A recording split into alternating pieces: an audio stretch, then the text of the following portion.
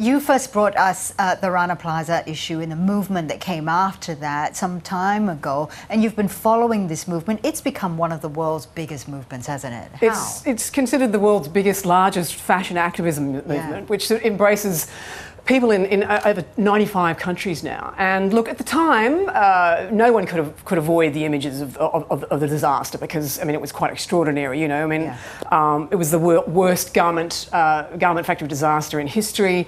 Over 1,100 people died. And look, there were various things like the Bangladesh Fire and Safety Accord, which, you know, brought in hundreds of brands and retailers to try and sign it. Some people still haven't signed it. But two designers turned activists, Carrie Summers and Ursula de Castro in London, came up with they were so galvanised by this tragedy and wanted to prevent it ever from happening again. They thought, well, actually, Carrie came up with the idea in her bathtub one night, 2 days after, and thought, what can we do? Let's start a fashion revolution. And a year later, for the anniversary, they had this Fashion Revolution Day. It got consumers to post photos of themselves. So this is the dawn of social media, right? It was perfect timing. Turn their clothes inside out, post photos of themselves and ask, you know, hashtag inside out, who made my clothes, putting it back on the brands and retailers. And look, it's grown since then. It then extended, you know, more than 95 countries. They also publish a fashion transparency index, which, you know, aims to keep track on who's publishing what in their supply chain. And really, I think it really kept the pressure on and the visibility, and also we've had the garment makers, I made your clothes, responding in things. So, but look, governments are now stepping in. This week in Europe, I'm not sure how much you've been following, but the European Parliament passed or looked at approved a raft of rules that are going to have impacts on the fashion industry. One of them about forced labour in supply chains, the other about the right to repair legislation, and that's consumers' right to repair. And we're trying to look at this in Australia with the National Clothing Product Stewardship Scheme, which Tanya Blibsek unveiled in June last year and may regulate as well. Right. It's amazing to see the growth and the change that the Fashion Revolution Week's having over that decade. Now, also, Australian Fashion Week is coming up in a few weeks. What are some of the highlights that we're expecting to see? Okay, so we've got, look, we've obviously got a wide range of designers on.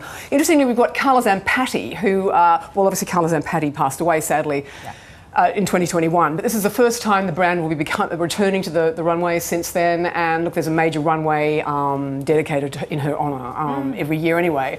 At the younger end of the spectrum, we've got Leandra Gaykamungu, who will be the second First Nations Australian designer to have a solo show. We've got the cultural change makers, who will be people who are making a difference in the industry, like Elaine George, pioneering Aboriginal model, and here's Leandra's collection last year. There's Elaine, and James Bartle, who's the founder of Outland Denim. Now, that's an ethical Australian fashion brand. He's very passionate about the living wage issue. So, and then we've got a number of emerging brands, including Rory William Doherty from New Zealand. So tell us about Rory.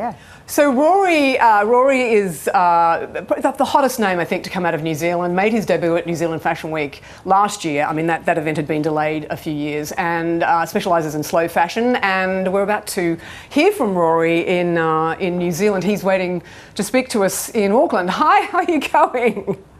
Good morning, Patty. Hi, how are you? Well, congratulations on your Australian Fashion Week show.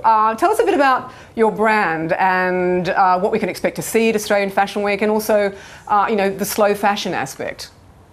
Sure. Thanks so much for having me. Yeah, I really am focused on slow fashion, seasonless clothing, so pieces that transcend seasons, as well as age and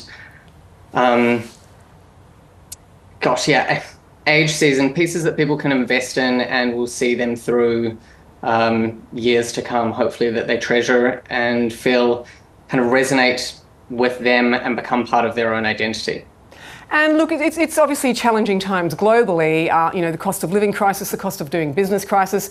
I mean, recently we had Kate Sylvester, you know, a storied New Zealand brand, announcing she's closing up shop after 30 years, with others following suit. I mean, you're the only Kiwi on this year's schedule. Why did you decide at this point in your business, which is really at a very early stage, why did you decide that this was the next logical best step for you?